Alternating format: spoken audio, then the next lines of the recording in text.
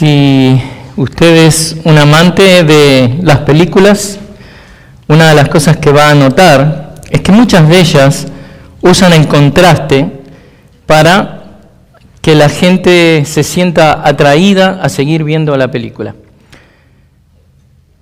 Vemos muchas de ellas donde el actor principal empieza desde una pobreza tremenda, donde apenas tenía para comer, donde vivía en pisos de barro, donde la cama era simplemente paja o un cartón, y luego se va a la gran ciudad y ahí empieza a trabajar, empieza a estudiar y inventa algo, se asocia con alguien y luego pone esa empresa que se transforma en una empresa exitosa y pasa desde la miseria total a una vida de esplendor.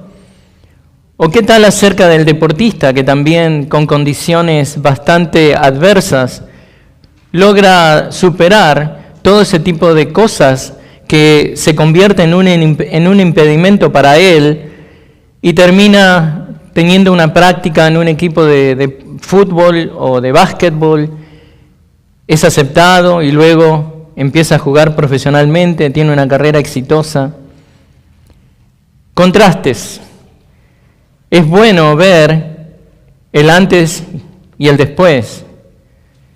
Los pintores famosos y pintores que logran comunicar la belleza de su arte, una de las primeras cosas que hacen al poner en la tela, ponen un trasfondo negro, a veces un trasfondo que tiene que ver con tierra, un color distinto, sobre el cual luego empiezan a pintar bellos colores, detalles, y comunican la belleza que estaba en su mente y la logran transmitir y trasladar a la belleza de sus cuadros.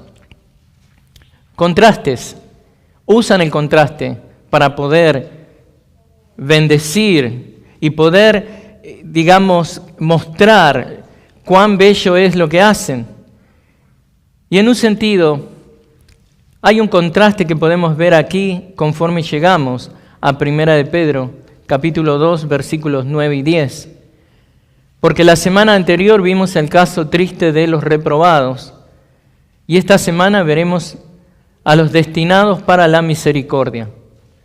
La semana pasada vimos a aquellos que son destinados para la perdición.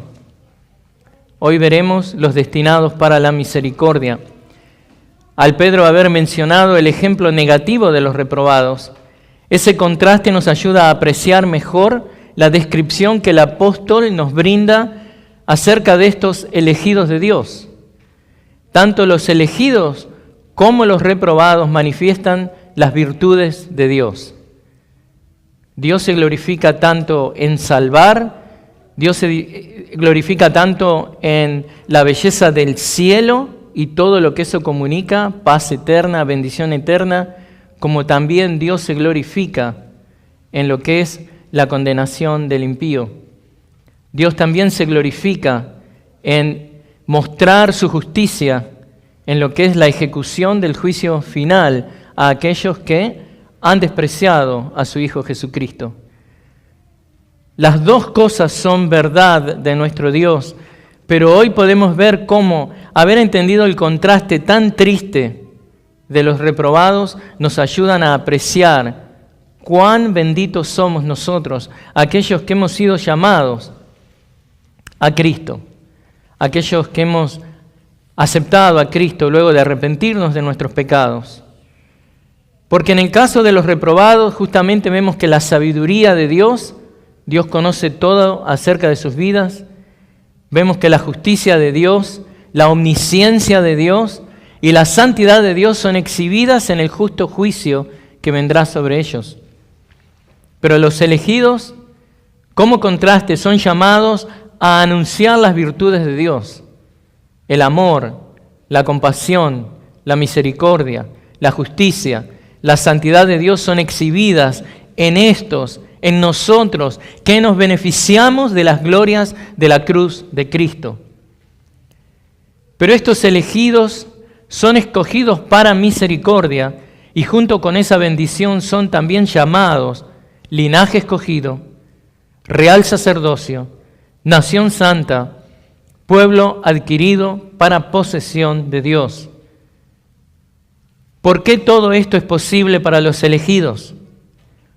Porque ellos han alcanzado misericordia. ¿Y qué podemos hacer ahora que hemos alcanzado misericordia? Debemos anunciar las virtudes de aquel que nos llamó de las tinieblas a su luz admirable. Este mensaje es titulado Destinados para Misericordia. Primera de Pedro, capítulo 2, versículos 9 y 10. Y en este pasaje vemos 5 títulos honoríficos concedidos a los creyentes para que anunciemos las virtudes de Dios. Leamos el pasaje que estamos estudiando hoy. Versículo 9 dice: pero ustedes son linaje escogido, real sacerdocio, nación santa, pueblo adquirido para posesión de Dios, a fin de que anuncien las virtudes de aquel que los llamó de las tinieblas a su luz admirable. Ustedes en otro tiempo no eran pueblo, pero ahora son el pueblo de Dios. No habían recibido misericordia, pero ahora han recibido misericordia. Empecemos con explicar el pero.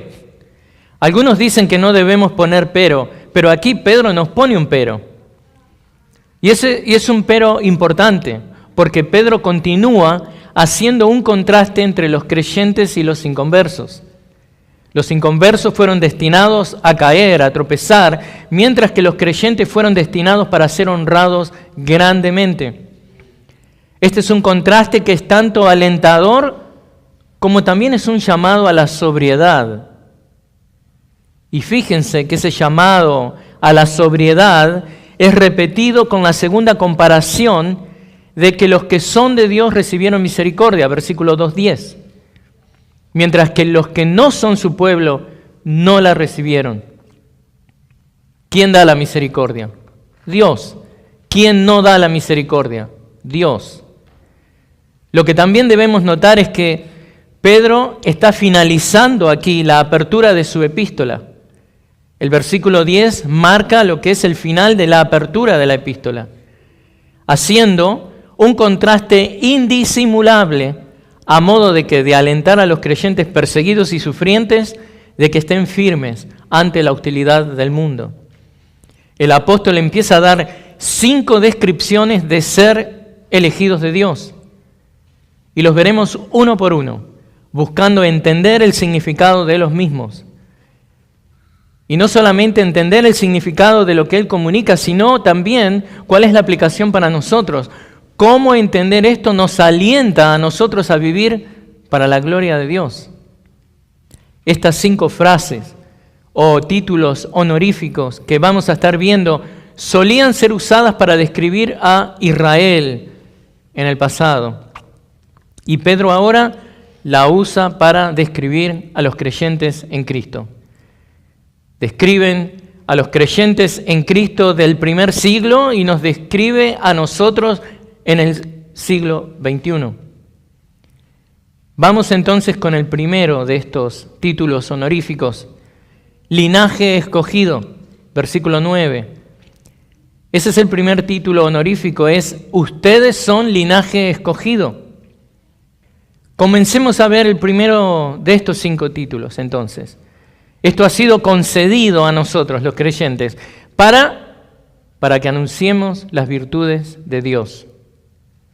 La primera frase es sacada de Isaías 43:3. Y déjeme leerle el versículo en Isaías. Dice así: me glorificarán las bestias del campo, los chacales y los avestruces, porque he puesto aguas en los desiertos y ríos en los lugares desolados, para dar de beber a mi pueblo escogido. Nosotros somos el pueblo escogido de Dios, somos linaje escogido. Y déjeme explicarle un poco qué es lo que está pasando en el pasaje de Isaías y por qué es que Pedro lo usa en esta carta escrita a estos creyentes del primer siglo. Para entender el libro de Isaías tenemos que entender que los judíos estaban atados a los pactos que tenían con Dios.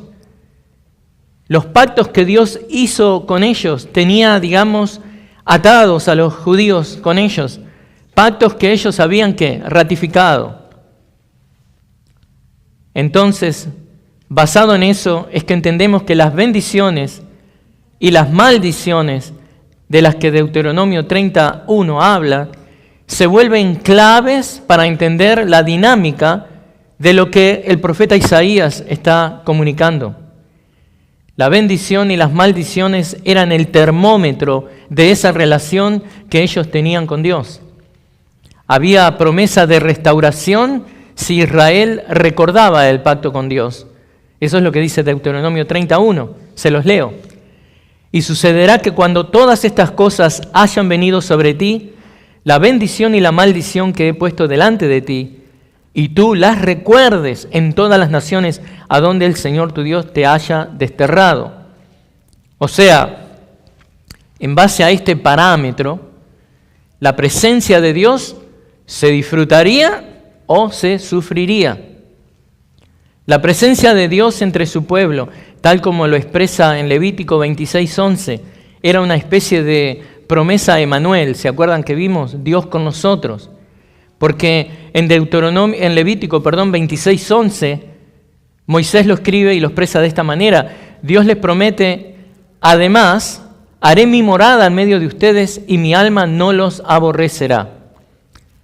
En otras palabras, la cercanía de Dios y su santa presencia exigía un estricto cumplimiento de su ley. Y la palabra clave para describir si iba a haber éxito o fracaso en esta relación era la obediencia.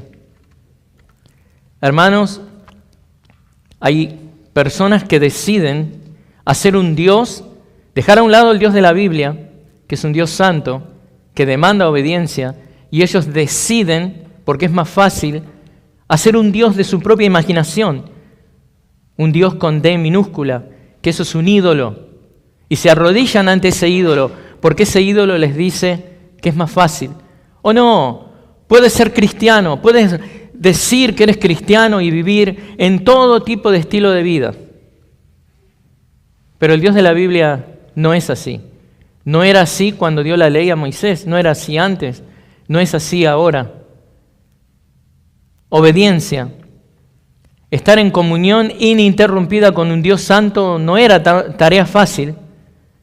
Al contrario, se hacía evidente para el pueblo de Israel que esa era una tarea imposible. La devoción de Israel a Dios y su bendición se medía por su obediencia. Y para que Dios enseñara a Israel acerca de su santidad, la advertencia de los castigos fueron dadas una y otra vez. Dios advierte a Israel sobre las consecuencias inminentes, consecuencias reales, consecuencias malas, negativas, en caso de que Israel desobedece. Y este castigo se hace realidad en los dos cautiverios que el pueblo de Dios experimentó. Tanto el reino del norte, conocido como Israel, como el reino del sur, Judá, cayeron debido a su desobediencia. Israel cae en manos de los asirios, las 10 tribus del norte, caen en manos de los asirios en el 722 a.C., y el reino del sur, Judá, cae en manos de los babilonios en el 586 a.C. O sea, lo que Dios les había dicho, o hubo obediencia con bendición o desobediencia con castigo, se cumplió en esos dos momentos tristes y trágicos cuando Israel es llevada al cautiverio. Y Isaías 43:20, que es el pasaje que está citando el apóstol Pedro, es parte de una sección de Isaías que tiene lo que es el trasfondo babilónico, donde vemos que mayoritariamente Dios, ¿qué hace? Es como que está derramando bendiciones. Y una de esas bendiciones es la liberación de la cautividad que el pueblo de Dios iba a experimentar. La cautividad finalizaría con una liberación nacional. Esto lo muestra Isaías en el 42:18, en el 43:21. Y el pecado sería perdonado por una redención espiritual. Esto el profeta Isaías lo muestra en el capítulo 43:22 al 44:23. Y el punto es este, hermanos, que Pedro está usando un pasaje que en el contexto de Isaías 43 nos muestra a Dios, quien es el libertador de Israel, asegurando que Él salvará a su pueblo. ¿Qué es lo que dice? De nuevo, mas ahora dice el Señor tu Creador, oh Jacob, y el que te formó, oh Israel, no temas, porque yo te he redimido, te he llamado por tu nombre, mío eres tú. Y luego el versículo que sigue, versículo 2, dice, cuando pases por las aguas, yo estaré contigo. Isaías 43:2. O sea, en definitiva, en la mente de Isaías, lo que le comunica al pueblo de Dios es que este es un nuevo éxodo. El problema de la esclavitud es resuelto. Porque ¿qué dice el versículo 3? Isaías 43:3. Porque yo soy el Señor tu Dios, el Santo de Israel, tu Salvador. He dado a Egipto por tu rescate. Versículo 7 dice, a todo el que he llamado por mi nombre y a quien he creado para mi gloria. Versículo 17 del capítulo 43 dice, les estoy mostrando qué es lo que hay en el trasfondo de Isaías 43, que amerita que el apóstol Pedro lo use con estos creyentes que están siendo perseguidos. En el versículo 17 de Isaías 43 dice, así dice el Señor, que abre camino en el mar y sendero en las aguas impetuosas, el que hace salir carro y caballo, ejército y fuerza. Y luego el versículo 19 dice, yo hago algo nuevo, ahora acontece, ¿no lo perciben? Aún en los desiertos haré camino y ríos en los lugares desolados.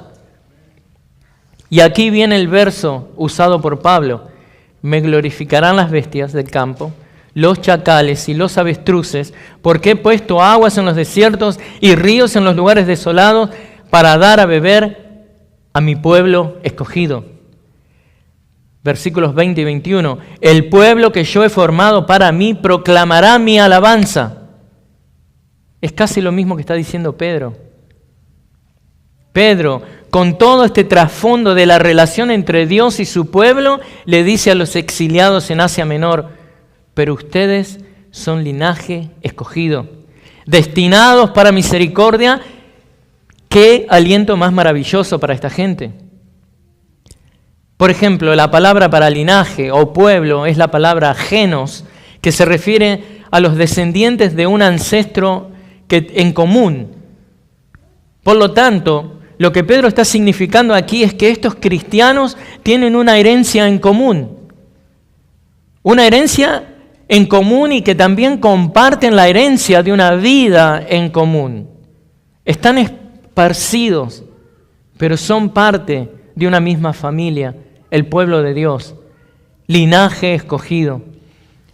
Y esto es importante porque Pedro está comunicando que estos destinados para misericordia son personas unidas por su herencia común debido al nuevo nacimiento que experimentaron, del cual Pedro nos comunica en el 1:23. Y debido a este nuevo nacimiento, hermanos, esta nueva raza trasciende las distinciones naturales de ancestros, lenguajes y culturas. Estos creyentes son destinados o elegidos, son linaje escogido, y esta palabra escogido es la misma usada para elegido. Es más, es la cuarta y la última vez que Pedro usa esa palabra elegido, escogido en esta carta. Ahora, ¿por qué es esto importante? ¿O qué nos comunica a nosotros? Que Dios es quien elige. Y estamos viendo hoy que hay destinados para misericordia. Vimos la semana pasada el contraste de hay que destinados para tropezar. Y esa realidad debe llamarnos a nosotros a una humildad sincera y a un agradecimiento profundo a Dios. Y a su vez debe convertirse en el aliento indescriptible para nosotros que por ahí estamos pasando un momento malo en nuestras vidas. Y es lo que Pedro intenta con estos hermanos en el primer siglo, que ellos sean alentados indescriptiblemente porque ellos están sufriendo temporalmente. Entonces, es muy importante que aquellos que están sufriendo entiendan que eso sirve de contraste para que entiendan más la belleza de ser destinados para misericordia, para que entiendan más la belleza de ser linaje escogido, pueblo de Dios. Entonces, una vez que entendemos ese primer punto, veamos el segundo de estos 5 títulos honoríficos concedidos a los creyentes, para que anunciemos las virtudes de Dios. Y es real sacerdocio. Ese es nuestro punto 2. Este es nuestro segundo título honorífico que estamos viendo. Y la segunda frase o este título es: ustedes son real sacerdocio. Y lo mismo que con la tercera frase que vamos a ver después, nación santa, estas dos salen de Éxodo 19:6. Déjenme leerle Éxodo 19:6. Dice: ustedes serán para mí un reino de sacerdotes y una nación santa. Estas son las palabras que dirás a los israelitas. Ahora, la pregunta que nos debemos hacer es: ¿en qué circunstancias Dios le dice esto al pueblo de Israel aquí en este pasaje de Éxodo? Bueno, debemos recordar que Dios promulga su pacto en el Sinaí, en el monte Sinaí. El sacerdocio de Israel era tal que debían reflejar a las naciones la gloria de Dios para que todas las naciones vieran que ningún Dios con minúscula, ninguno de esos ídolos podía rivalizar con Dios, porque en verdad no existe. Primera de Pedro es la única epístola que nos habla y nos usa de este magnífico título que Dios aplica a nosotros, la comunidad cristiana. Y esto en un sentido es para indicar el pedigrí que nosotros tenemos colectivamente, pero también para mostrarnos cuál es el papel que nosotros como pueblo de Dios tenemos. Somos reales sacerdotes de Dios, pero a su vez también tenemos un linaje real, debido a que servimos a nuestro Rey Jesucristo. Pero remontándonos aún más en la historia de Israel, hasta la época del éxodo de Egipto, Pedro está recurriendo a un lenguaje de la alianza, del pacto que Dios hizo con Israel como nación elegida por Dios. Y al aplicar este lenguaje a la iglesia, Pedro declara que el pueblo del nuevo pacto es ahora lo que Israel estaba llamado a ser. No que la iglesia está reemplazando a Israel, pero lo que tiene que ver con la actitud que tiene que tener la iglesia de testificar al mundo de Dios. Eso ahora lo hace la iglesia, no lo hace Israel. Así como la Israel del antiguo pacto, el pueblo de Dios del Nuevo Testamento es un sacerdocio comunal que tiene un estatus real. Pertenecemos a la familia de Dios. Y Dios increíblemente nos ha dado un honor increíble, ¿no? Ahora somos sacerdotes del Rey. Y nuestro sacerdocio es ser los mediadores de las bendiciones que Dios tiene para el mundo que nos rodea. Esta es una bendición real que nosotros deberíamos estar disfrutando más. Y pensemos en esto. Los sacrificios espirituales que ofrecemos nosotros como sacerdotes de Dios, ¿cuáles son? Son nuestras vidas completas. Nuestras vidas son ese sacrificio vivo que debemos presentar delante de Dios. Vidas que son vividas en devoción constante a este santo y maravilloso Dios. Pablo nos recuerda de eso en Romanos 12:1. Por tanto, hermanos, les ruego por las misericordias de Dios que presenten sus cuerpos como sacrificio vivo y santo, aceptable a Dios, que es el culto racional de ustedes. ¿Qué es lo que el mundo entonces debe ver a través de nuestro ministerio? Ellos deben ver la gloria de Dios y deben ver también el gozo exuberante que sale de nosotros, que estamos viviendo bajo el señorío de Cristo.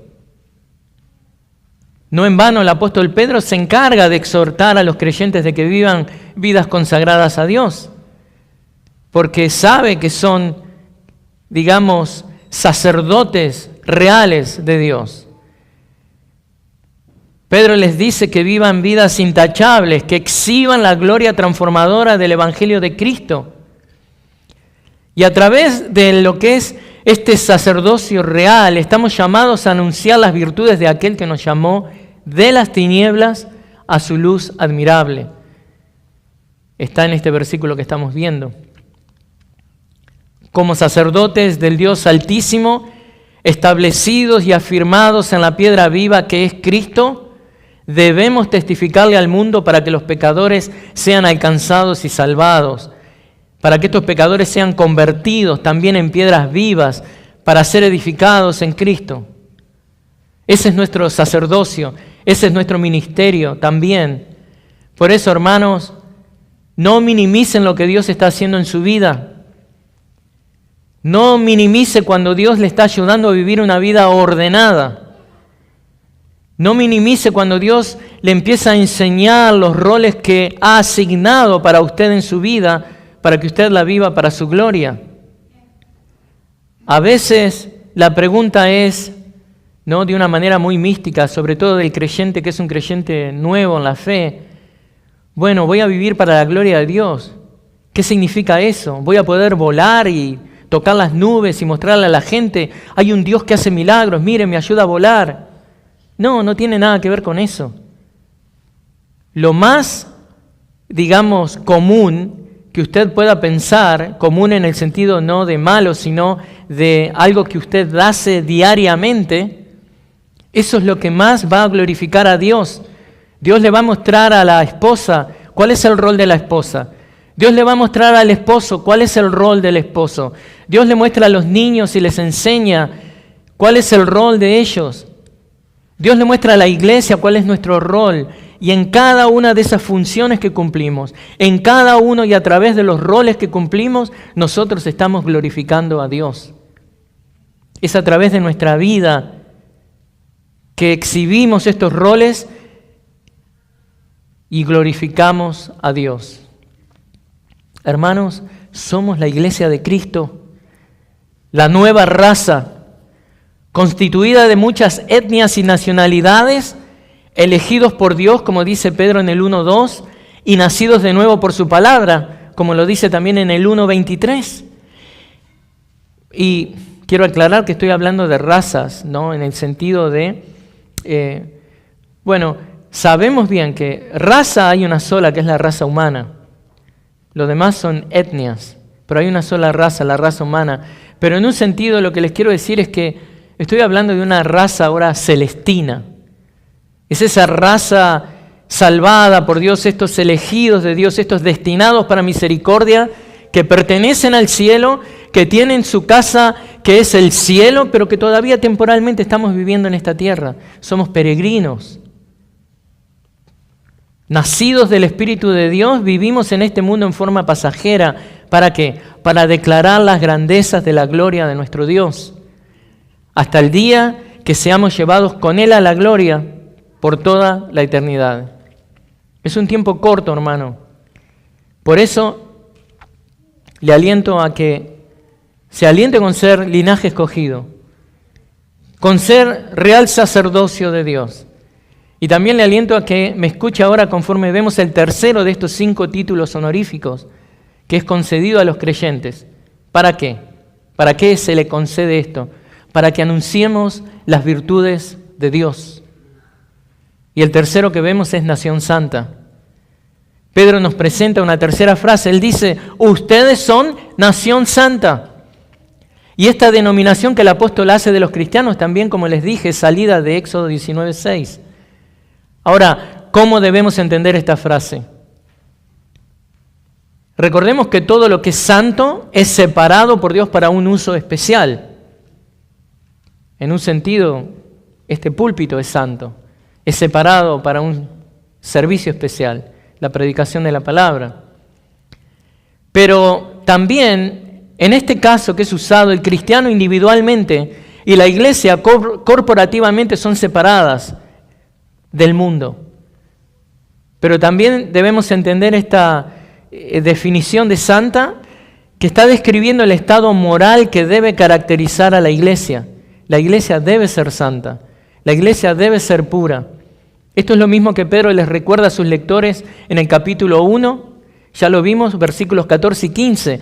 Como hijos obedientes, no se conformen a los deseos que antes tenían en su ignorancia, sino que así como aquel que los llamó es santo, así también sean ustedes santos en toda su manera de vivir.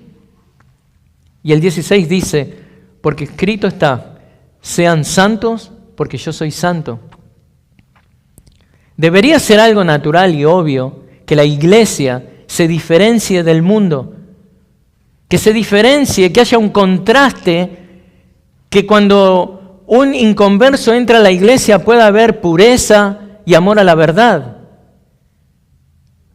Pero hoy en día, tristemente vemos que muchos autodenominados cristianos se entregan a todo tipo de impurezas y de vidas licenciosas, tratando de justificar su pecado. O es algo cultural, o bueno, todo el mundo lo hace, el mundo ni se da cuenta. Pero esto verdaderamente es un muy, muy mal ejemplo para el mundo. Mundo que desesperadamente necesita de una iglesia que lo ilumine y una iglesia que le marque el camino hacia Dios. ¿Y cómo lo hace? A través del amor a la verdad, a través de una vida pura. Pero si dentro de las iglesias se permite el adulterio, si los cristianos se divorcian, si la cohabitación entre un hombre y una mujer es permitida, ignorando y despreciando el matrimonio, evidentemente todos esos malos ejemplos son piedras de tropiezo para que el mundo no llegue a Cristo. La iglesia, los cristianos, debemos ser piedras vivas, que renunciando a nuestros propios intereses nos prestemos como escalones para que el mundo nos use de peldaño y pueda escalar el edificio y conocer a la piedra viva que es Cristo. Tome esto seriamente. Debemos ser piedras vivas, no piedras de estorbo, no piedras de tropiezo para el pecador que necesita a Cristo y lo que está viendo en su vida es pecado y desobediencia a Dios. Ser considerado nación santa, como dice Pedro aquí, significa que vivimos conforme al llamado que hemos recibido. Recordemos que Dios nos salva para santificarnos. Nos hace nacer de su Espíritu Santo para que vivamos vidas de santidad y pureza que reflejen su persona pura y santa. La vida de aquel que forma parte de la nación santa de la que habla Pedro debe reflejar los atributos de este Padre Celestial. Ese es el deseo y la oración de todo pastor, créame. Como lo era el deseo, oración y exhortación también del apóstol Pablo a la iglesia en Filipo. Porque él les escribe esto mismo a la iglesia en Filipo.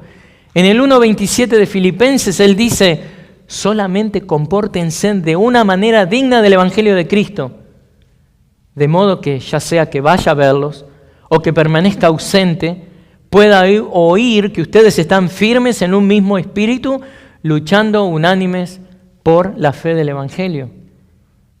¿Pero qué dice? Solamente compórtense de una manera digna del Evangelio de Cristo. Pero así como representamos a Dios delante del mundo, como buenos sacerdotes que son parte de esta nación santa, también debemos representar al mundo delante de Dios. ¿Cómo representamos al mundo delante de Dios? ¿Cómo hacemos esto? Bueno, Pablo nos enseña esto en 1 de Timoteo 2, del 1 al 4. Escuchen esto. Exhorto, pues, ante todo que se hagan plegarias, oraciones, peticiones y acciones de gracias por todos los hombres, por los reyes y por todos los que están en autoridad, para que podamos vivir una vida tranquila y sosegada, con toda piedad y dignidad. Porque esto es bueno y agradable delante de Dios nuestro Salvador, el cual quiere que todos los hombres sean salvos y vengan al pleno conocimiento de la verdad. O sea, como nación santa, vamos a representar al mundo delante de Dios. Si somos sacerdotes de Dios, debemos orar por el mundo. ¿Quién lo va a hacer si no lo hacemos nosotros? Entonces mi pregunta es, ¿ora usted por el mundo? ¿Ora usted por el presidente? ¿O simplemente se burla de cuán deteriorada y cuán, digamos, en declinación está su salud? ¿Ora usted por el mundo? ¿Ora usted por los candidatos a la presidencia o simplemente disfruta los argumentos que ellos esgrimen, sobre todo si favorecen a la inmigración? Honestamente, aliento a aquellos hermanos que están buscando ser ciudadanos de esta maravillosa nación americana. Aliento a aquellos que están buscando ajustar su estado inmigratorio. Aliento a aquellos que quieren obedecer y cumplir la ley del país. Pero al mismo tiempo, les recuerdo que ya forman parte de una nación celestial, que tienen fundamentos eternos y que será edificada y es edificada sobre la piedra viva, Cristo. Y esta nación santa nunca será conmovida, esta nación santa nunca será dominada por otra. Esta nación santa tiene un solo rey y ese es nuestro amado Señor Jesucristo. Y esto no quiere decir que tener nacionalidad, digamos, celestina, hace que nosotros no acatamos la ley de esta nación americana en la que vivimos. Todo lo contrario. Pedro mismo nos exhorta a hacer esto, a respetar la ley y la autoridad. Cuando escribe en el 2, 13 y 14, dice así, Pedro, sométanse por causa del Señor a toda institución humana, ya sea al rey como autoridad, o a los gobernadores como enviados por él para castigo de los malhechores y alabanza de los que hacen el bien. Hermanos, créame, Dios no va a ir en contra de sus propios planes. Dios no va a ir en contra de su propia palabra. Él puso a las autoridades para que nosotros las respetemos. Y estas autoridades legislan leyes para que nosotros las respetemos. Y si usted está yendo en contra de las autoridades y las leyes del país, usted está yendo en contra de Dios. Y si usted cree que lo que se nos pide obedecer a los cristianos ahora en el siglo XXI es difícil, créame que lo era aún más difícil para aquellos que vivían en el primer siglo. Hermanos, les puedo asegurar que eso no era algo fácil para los cristianos del primer siglo, cumplir las leyes. ¿Por qué? Ellos muchas veces sufrían los embates de la ira de los emperadores que demandaban para sí mismos tener el estatus de Dios. Los emperadores pedían ser adorados y los ciudadanos del Imperio Romano eran demandados a adorar la imagen del emperador y jurarle lealtad, aún por encima de sus convicciones religiosas. Los cristianos eran falsamente acusados de traición y ser ciudadanos que no aportaban nada a la sociedad debido a que a su percibido ostracismo se ponían ahí como grupo entre ellos mismos y ellos los veían así porque no querían adorar y ser partícipes de esta vida social que había en el Imperio Romano. Y esto en un sentido es la marca del error teológico y el sello de algunas falsas religiones también, ¿no? Ellos se alejan del mundo de una manera pecaminosa y bíblicamente infundada. Pero estos cristianos del primer siglo no estaban haciendo eso. Pero, ¿qué es lo que debían estos hombres y mujeres del primer siglo hacer? ¿Y qué es lo que debemos nosotros en el siglo XXI hacer respecto a nuestra relación con las leyes, con el país donde estamos? Bueno, debemos recordar las palabras del Señor. Él dijo, den a César lo que es de César y a Dios lo que es de Dios. Así que mientras usted vive temporalmente en esta nación, debe cumplir con ella. Sea responsable, vote, pague sus impuestos. Cuando pueda ajustar su estatus, hágalo, eso honra a Dios. Si es posible, no viva de la ayuda del gobierno. Trabaje, sea productivo, dele a la sociedad. Y dado que usted está llamado a eternamente ser parte de esta nación santa, que es la iglesia de Cristo, apoya a la iglesia de Cristo, ministrela, colabore para las necesidades de los santos.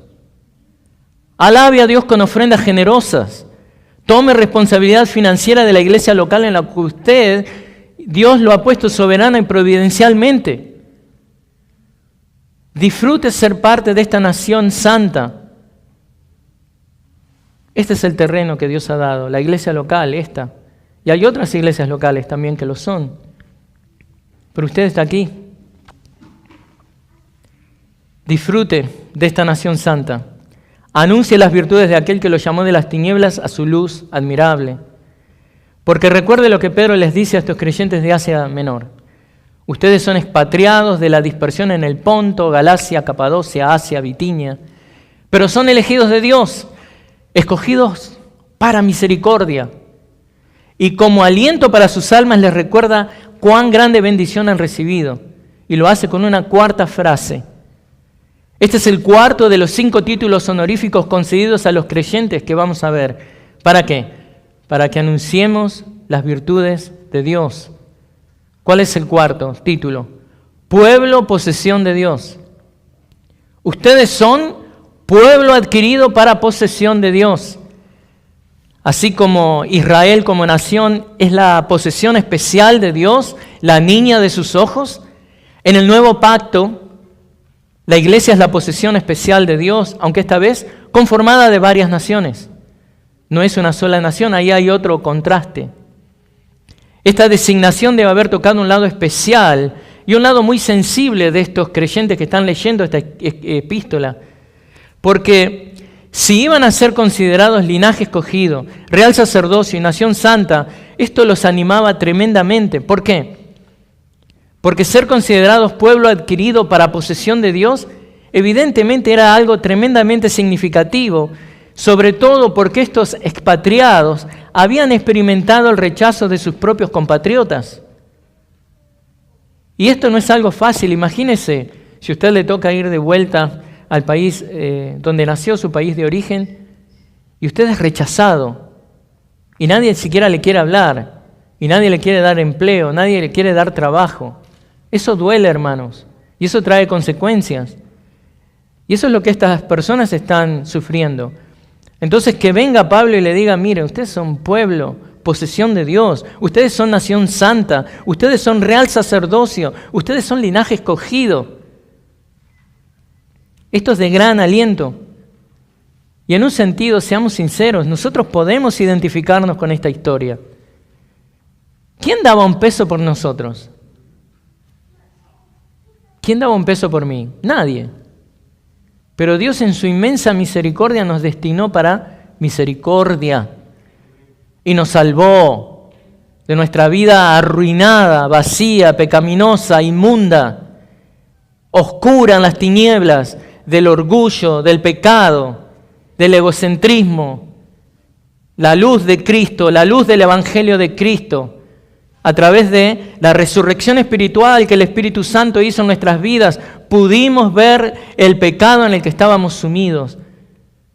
Se nos concedió el arrepentimiento para que podamos arrepentirnos de nuestros pecados. Se nos concedió la fe verdadera para que podamos ejercitar voluntariamente, volitivamente nuestra fe en Cristo Jesús. Y Dios nos sacó de esas tinieblas a su luz admirable. ¿Cómo no vamos a estar alentados con esta verdad? Dice el Señor Jesús en Mateo 5:14, ustedes son la luz del mundo. ¿Y qué más nos dice? Una ciudad situada sobre un monte no se puede ocultar. No nos ocultemos, cristianos. Anunciemos las virtudes de aquel que nos llamó de las tinieblas a su luz admirable. Y en un sentido es lo que Pedro les comunica aquí a estos creyentes. La razón por la que Dios les saca de las tinieblas es, el final del versículo 9, a fin de que anuncien las virtudes de aquel que los llamó de las tinieblas a su luz admirable. Y si nos guiamos por el contexto que precede a lo que Pedro dice, esto es un seguimiento de lo que ya he expresado en el capítulo 1, versículos 14 y 15, y que viéramos con la frase anterior, ¿se acuerdan? Nación Santa. ¿Cuál era lo que vimos? Como hijos obedientes, no se conformen a los deseos que antes tenían en su ignorancia, sino que así como aquel que los llamó es santo, así también sean ustedes santos en toda su manera de vivir, porque escrito está, sean santos, porque yo soy santo. Como posesión adquirida por Dios. Para anunciar las virtudes de Dios, la iglesia se diferencia y debe diferenciarse del mundo por su pureza y amor a la verdad. No podemos anunciar las virtudes de Dios si lo que hay en nuestra vida es una vida reprochable de pecado. Como dice Pablo en Efesios 5:3, pero que la inmoralidad y toda impureza o avaricia ni siquiera se mencionen entre ustedes como corresponde a los santos. ¿Qué debe hacer? Si el Espíritu Santo ahora mismo le está diciendo que hay pecado en su vida, ¿qué debe hacer? Arrepentirse y dejar ese pecado. Dios le espera deseoso de perdonarlo y restaurarle. Primera de Juan 1:9 dice, si confesamos nuestros pecados, Él es fiel y justo para perdonarnos los pecados y para limpiarnos de toda maldad. Aquellos que confiesan caminar con Cristo deben mostrar más que una profesión de fe, deben mostrar una posesión de fe. Cualquiera puede profesar fe, pero solamente el nacido de Dios y el que es obediente a la palabra puede mostrar una posesión de esa fe. Y si confesamos a Cristo, pero estamos permitiendo pecado en nuestras vidas, esto no refleja la vida de alguien que vive reflejando la pureza y las virtudes de Dios. La fornicación, la prostitución, la pornografía, la homosexualidad, la cohabitación, la masturbación, todas esas son cosas que ni siquiera deberían mencionarse entre cristianos. Y la iglesia debe iluminar al mundo que está en tinieblas con la luz del Evangelio de Cristo, pero también con vidas vividas en pureza y santidad. Y ese Evangelio de Cristo debe estar emanando en la vida de nosotros los cristianos. Y debe ser un contraste también para aquellos que están viviendo en tinieblas. Que vean no solamente nuestras palabras, que vean cómo vivimos. Que nuestras vidas están limpias de todo lo que acabo de mencionar. Porque ese es el testimonio que va a ver el mundo. No podemos confesar a Dios y vivir como el diablo. Santiago 2:14 nos dice, ¿tú crees que Dios es uno? Haces bien, también los demonios creen y tiemblan. ¿Tú crees en Dios? Si crees, es bueno. ¿Tú vives como Dios quiere? ¿No? Entonces estás reflejando que no le perteneces. Porque los que le pertenecen a Dios viven para anunciar sus virtudes. ¿Cómo lo hacen? Mostrándolo en sus vidas. ¿Tú crees en Dios y vives para Él? Sí, eso es excelente. Y es una muestra de que has sido destinado para misericordia. Y eso nos da pie para movernos al versículo 10, donde el apóstol les recuerda por qué es que Dios ha derramado esas verdades sobre nosotros. Este es el quinto y último de los 5 títulos honoríficos concedidos a los creyentes para que anunciemos las virtudes de Dios. Pueblo que ha recibido misericordia. Ese es el quinto. La quinta y última frase son el pueblo de Dios, ahora han recibido misericordia. Esto claramente muestra el contraste del beneficio o la falta de este beneficio de ser o no ser el pueblo de Dios. ¿Y qué manera de terminar esta carta? Esto es como los fuegos artificiales del 4 de julio. Pedro les dice que ser pueblo de Dios equivale a haber recibido misericordia. Y el haber recibido misericordia es lo que le ha permitido que sean hechos parte del pueblo de Dios. Y la cita que Pedro usa es parcialmente tomada de Oseas, parcialmente, pero dice así, la sembraré para mí en la tierra y tendré compasión de la que no recibió compasión y diré al que no era mi pueblo, tú eres mi pueblo, y él dirá, tú eres mi Dios. Así que, para entenderlo mejor, deje que brevemente le cuente un poco acerca de Oseas. Oseas escribe con el propósito de demostrar el amor leal de Dios por el pueblo de su pacto, a pesar de que este pueblo estaba mostrando ¿qué? Idolatría, rechazo a Dios.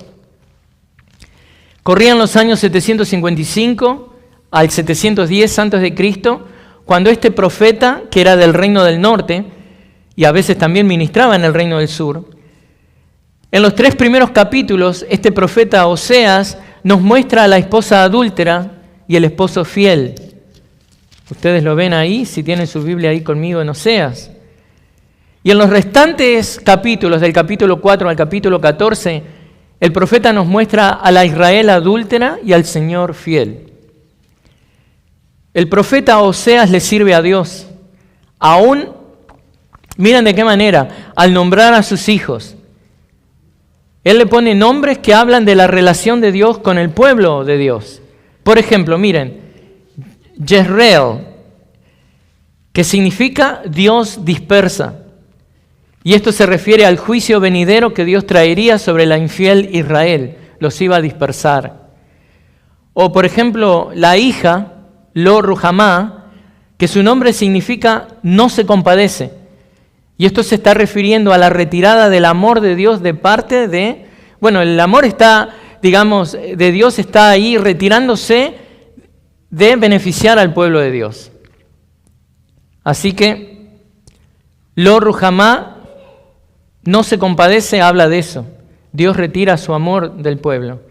O el hijo, Lo Amí, que significa no es mi pueblo, en referencia a la relación rota de Dios e Israel. No es mi pueblo. Ahora, no deja de ser sugestivo que para cerrar esta introducción, el apóstol Pedro toma las palabras de este profeta tan especial y tan controversial por la historia, ¿no? Con su esposa. Y miren esto, Oseas es un profeta también controversial en el sentido de que muchos lo ven como el profeta del lecho de muerte. ¿Por qué? Es aquel que está en su lecho de muerte, está asistiendo a alguien en el lecho de muerte de alguien y no se mueve de ahí, porque él estuvo con Israel hasta su amargo final. Evidentemente, la capacidad que tenía el profeta para aceptar la soberanía de Dios y confiar en la providencia divina, eso es algo más que alentador.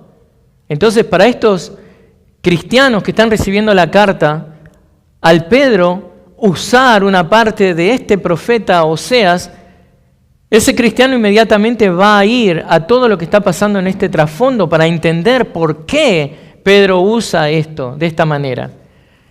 Y vemos que este profeta también dice en el 1:10 de Oseas, dice esto: y sucederá que en el lugar donde les dice, no son mi pueblo, se les dirá, son hijos del Dios viviente. Y no solo eso, en el capítulo 2 de Oseas, Oseas describe el tiempo en el que Dios restaurará a Israel para que vuelva a estar con él. O sea, restauración. En el 2:18, tal como lo pasara en Isaías 43, mire lo que dice Oseas. El profeta de Dios menciona algo parecido a lo que el profeta Isaías menciona. Dice así: en aquel día haré también un pacto por ellos con las bestias del campo, con las aves del cielo y con los reptiles de la tierra. Quitaré de la tierra el arco, la espada y la guerra, y haré que ellos duerman seguros. Así que eso habla del tiempo del milenio, cuando Dios le dice a Israel, te desposaré conmigo para siempre. Versículo 19 de Oseas 2. Ahora estamos en Oseas, para que ustedes vean el trasfondo. ¿Y por qué es importante para esta gente del siglo I que Pedro les exprese esto? Oseas 2:19 dice, te desposaré conmigo para siempre. Sí, te desposaré conmigo en justicia y en derecho, en misericordia y en compasión. Te desposaré conmigo en fidelidad, y tú conocerás al Señor. 21. Y sucederá que en aquel día yo responderé, declara el Señor, responderé a los cielos y ellos responderán a la tierra, y la tierra responderá al trigo, al vino nuevo y al aceite, y ellos responderán a Jezreel. ¿Recuerdan qué significaba Jezreel? Dios dispersa, pero en este caso dispersar la semilla. Y esto es algo positivo. Esto es esparcir las semillas para sembrarla. El versículo 23, Oseas 2. La sembraré para mí en la tierra y tendré compasión de la que no recibió compasión. Y diré al que no era mi pueblo, tú eres mi pueblo. Y él dirá, tú eres mi Dios. O sea, en los planes redentivos de Dios, a su debido tiempo Israel va a ser restaurado, Israel va a creer, y esto debía de ser de doble aliento para estos cristianos judíos del siglo I, que eran los expatriados. Y debido a la incredulidad del pueblo judío, ¿qué pasaba? La iglesia ahora tomaba la batuta en llevar la misericordia de Dios a todas las naciones. Porque los gentiles ahora han recibido misericordia, porque estos han sido destinados a misericordia. Entonces, aún la mención, pueblo que ha recibido misericordia, ahora han recibido misericordia, ahora son mi pueblo, antes no lo eran, esto era de gran aliento para estos creyentes. Entonces, quiero concluir con una pregunta. ¿Entiende usted cuáles son las implicaciones de haber sido destinados a misericordia? A no ser que entendamos quiénes somos en relación con Cristo y el resto del pueblo de Dios, no podremos cumplir la vocación divina de llevar el Evangelio a los lugares oscuros del mundo. Tenemos que entender quiénes somos. Y si hay algo que debería alentarnos hoy, es no solamente ser receptores de tan magníficos títulos honoríficos que vimos y aprendimos, sino que en otros tiempos usted no era parte del pueblo de Dios. Pero debido a que ha recibido misericordia, ahora es parte del pueblo de Dios. Entonces, pídale a Dios que le ayude a entender el alto llamado que la iglesia de Cristo ha recibido.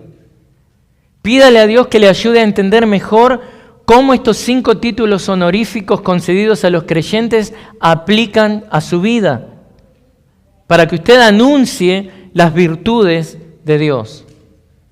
Oremos. Señor, te damos gracias por tu palabra, te damos gracias por el aliento que encontramos en Pedro, te damos gracias por la corrección y la exhortación, Señor. Ayúdanos a tomar conciencia de lo que la iglesia es, de lo que la iglesia ahora tiene como función. Ya no está Israel en la función de testificar al mundo, somos nosotros la iglesia. Ayúdanos a entender el llamado y la misión a la que tú nos has traído. Gracias, Padre del cielo. Oramos en tu nombre. Amén.